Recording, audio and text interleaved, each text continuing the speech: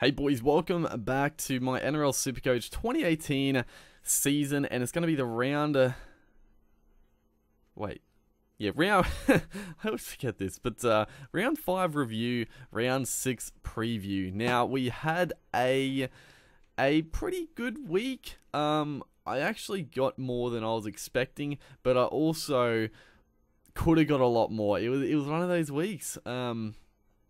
We'll look at the game day. It's just sort of easier to go through sort of individual players rather than looking at the team. And also a little heads up. We also won our league game pretty comfortably. I might add. Oh, no, not that comfortably. He actually got 1,009. His team was actually not too bad. But we're 3-0, so going a lot better than last year. And I'm a lot happier with my team this year. So let's have a look. Jared Croker, 77. He, oh man, I was pretty mad to start because Croker, he went to the wing and he was not doing anything. Like, he wasn't running. He wasn't making tackles, obviously, on the wing. But then, all of a sudden, he takes 2 speckies off kicks, scores 2 tries. Thank you very much. That's all I can say. Croker pulling it back. Tedesco, he's picking it up, 76. Should have had him as captain, but you know, he's starting to find some form, which is good. Very good to see. Cody Walker, 80. This is another one where Cody Walker, the Rabbitohs in general, were not playing. I mean, they weren't playing badly, but they were mainly just defending. And Cody Walker had like no points, and then all of a sudden, the end of the game, he scored a try, set up a try, and he was pretty much the only player that looked dangerous for the Rabbitohs. Scored 80 points. Cameron Smith bounced back, 75. Got to be happy with that. Robbie Rocco, 49. You know, not amazing, but still happy with that. 50 points for one of these, you know, cheapies that are just improving or going up in price. It's very nice. Peter Hiku, 66. Again, he's just... 270k to start the year, and he's up to like, he must be nearly 500k now. He's definitely a keeper. He just looks so good. Like, he makes so many runs a game. He gets the offloads. Strong defensively. Just a weapon, really. Tohu Harris only 55. Harris is a weird one because, I mean, watching the Warriors play, it seems like Harris plays so good in the first half, and then in the second half, he just seems to not go missing, but he just doesn't have the same involvement in the second halves, which is frustrating for me. But yeah, I mean, he's still going very well, but 55, a little annoying. Matt Lodge, again, 47. He's just banging out 50s pretty much every week. Zarko, I had to play, only 21, but, you know, okay, fine with that. Jake Trbojevic, I had as captain. I thought I didn't know who to pick as captain, and yeah, I went with Trbojevic, and unfortunately he only got 50 points. So, you know, missed out on.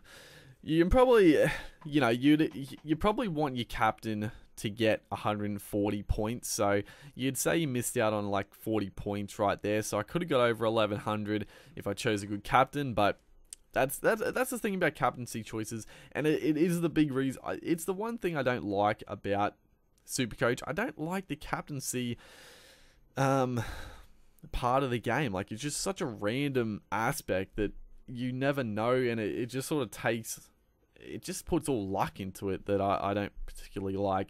I mean, you see this guy, he had Kalen Ponga as captain, 140. But you know, that's what it is. Mitchell Moses, 54.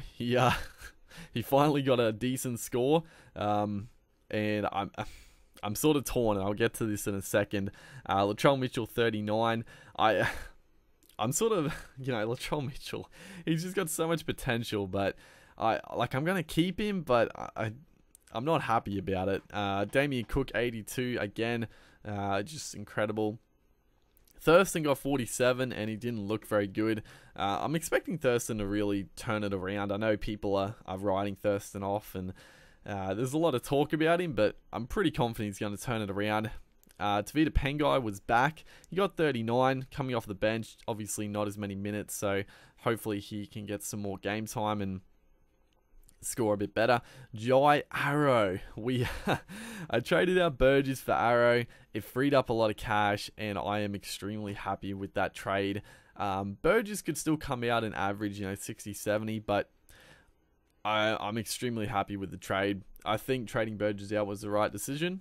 It freed up cash, and Arrow he's not going to score over 100 points like this every week, but, if he averages like 60, that'll be very, very nice. And, 138, that's ridiculous. Kick out, 47. Not as much impact as other games, but still getting 50 points, very good. And then, the rest of the guys, obviously our big omission here was Tom Trbojevic not playing. He's back this week, so that's a big tick. Kennar's back as well, so another big boost for us. And Bryce Cartwright. So we've stuck with Cartwright, and he got 52 points. Because he went on and played center. I actually didn't watch the Titans game, but he went on and played center, and he was like decent. So I don't know what's happening with Cartwright, but yeah. So let's go to the team. I'm definitely making 2 trades, and I've got a big decision to make. So at the moment, as you see, I've got 271k in the bank, which is very, very nice. And I'm extremely happy with the team. Smith, Cook, my front row. My front row is probably the weaker part, but the good thing about the front row is I've got like, Pengai can switch to the front row. Can Jake? No. A lot of these guys can switch. Can Rocco? Yeah, Rocco can switch to the front row. So I've got like all these like mid ranges, but there's one guy in particular, and that is for Feeder, that I'm very interested in, and I'll get to that in a second. So we've got, our back row is very good. I'm very happy with it. Thurston, Walker, our back line here. Put Kenner in for Azarko. Fullbacks, obviously Trbojevic. I'll probably... Should I now I've got to choose who I'm going to captain, and I sort of feel like captaining Tom Trbojevic because he's just such a monster. But that's the tough one. So what I'm thinking of doing. So if you look here, I didn't see this. Matt Lodge. I don't think Lodge is ever going to get more than like 50. So he's probably still going to get, he's going to increase in value, but I could trade out Lodge straight away for Fafita. I personally think Fafita is a good pickup. Obviously, he had a standout game last week, and you wouldn't expect that many points every week, but he's not going to play Origin. The Sharks, I think, are playing round 13, and I think he's a... I do want to pick up Fafita, but the other thing about it is that I could trade out... Well, I can't quite. So, Mitchell Moses, with the money, we could almost get Sean Johnson. We could actually pick up Milford. Cameron Munster is also now well down. But I do want Johnson, and we could swing it. We could trade out. And the one trade I think I'm definitely going to make, and I might just do this now, and that is Duahi. Trade out Duahi for George Jennings. Because, not that George Jennings, he's a cheapie. George Jennings, he's a cheapie. Where is he? I think he's like 170. Where is he? There he is, George Jennings. So, he's going to go up in value. Jared Hayne is still out for a few more weeks, so you expect Jennings to get like a 2, maybe 3 price increases. So, you know what? We're going to make this trade right now. Duahi, he's made us a bit of cash. I think he started like 170, so I think that was a pretty good pickup at the start of the year. I'm pretty happy with it. But obviously Reynolds is back. Dwyer coming off the bench. He's probably peaked, unless unless Reynolds gets injured again. I don't see Dwyer really playing too many minutes. So I think this is a good trade. Bring in another cheapie to make us cash. Hopefully Katoa is going to be back pretty soon as well, so he can make some cash. I could have traded out of Zarko, but I think Zarko can still increase. And then we now have 344k, which we can definitely trade out Moses. But I sort of feel like getting Fafita is a bigger priority than getting Johnson. But I could be wrong, but I sort of feel like Moses he's potential. Like I can't trade Moses out now. Like, he's pretty much bottomed out, right? If you don't have Moses, I wouldn't say get him, but it wouldn't be a bad pickup, because this is pretty much as low as Moses is going to go. Obviously, he got 54 this week and he still went down a bit, so his break even is going to be pretty low. So he's going to start going up again. And I think the Eels are about to turn it around. Could be wrong. The Eels could just be shit for the whole year, but I just feel like I can't trade Moses out. I just can't do it. So I feel like trading out Lodge. Or I could actually... How much? Let's actually see. Actually, nah, I'm not going to be close. Tanganoa. I was thinking, can I trade out Tanganoa for... This would be a nice trade, but unfortunately, 559. We can't quite make it happen. I could get Marty Tapau, but unfortunately, Tapau is not quite doing it this year. That wouldn't be bad, though. No, I can't do it. I think I need to get Fafita. And I think I'm going to trade Lodge. I'm not going to do it now. I'll have to just double check everything. But I think Lodge, I think he's going to go up in price still. But Lodge is never going to get more than like 50s. Like, he's got like 40, 50 every game. And he does like he's been good. He's been very good. But I think getting Fafita is going to be a bonus. But also, let's have a look at this. So, Lachlan Croker, how much money have I got now? So, 581.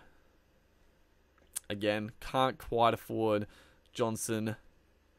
Ben Hunt's a little out of range. I wouldn't want Ben Hunt anyway. And the rest of them, not a big fan of any of the other guys. Ash Taylor's actually not bad. He's averaging 57 and he's 468, which is strange. But yeah, that's that. I think...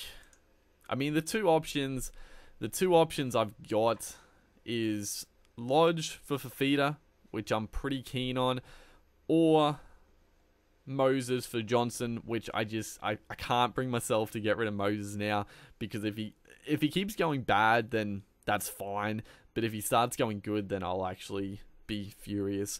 So yeah, that's the team now. I'm gonna chuck the C on Tommy for now. But yeah, it's looking. I really like my team at the moment. It's tricky with the reserves though as well, because obviously Cook, obviously Tedesco, but then I've got Moses, Pangai, and Rocco. And I feel like Moses, he probably has a potential to go big, so I'll probably have him. And then it's out of Pangai and Rocco. Pangai, he probably has more potential to score big, but Rocco is more safe to score like 50 points. So that's a tough one. I feel like I'd probably just go with this Pangai and have Rocco just there. It's a tough one though. I guess the other thing that I could do, if I didn't want to trade Lodge out, I could trade out Rocco and pick up Paul Gallen, which isn't terrible. For some reason, he can't get Gallen in the front row, I don't think. I don't think he was there, was he? Yeah, he wasn't in the front row, Paul Gallen, which is strange. So, yeah, I don't know why that was. But I could get Gallen. I sort of feel like Fafita is is more priority. He's about the same price, and I feel like Gallen is still on the decline. Obviously, he got a lot of points last week, but he hasn't been looking that good this year. I am keen on Simon Mannering. Obviously, he's very expensive, but he's coming back from injury. Hopefully, he scores pretty low the next couple of weeks and drops down. So that's another one to keep an eye on. But yeah, that's what's happening. I'm really happy with the team. There's one big trade to make. I'm pretty sure I'm going to do the Lodge to Fafita. Lodge is he's still going to earn some money, but I think that's what's going to happen. But yeah, hopefully you guys enjoyed this video. Hopefully you guys are enjoying the series. Make sure to like, and I'll see you in the next one.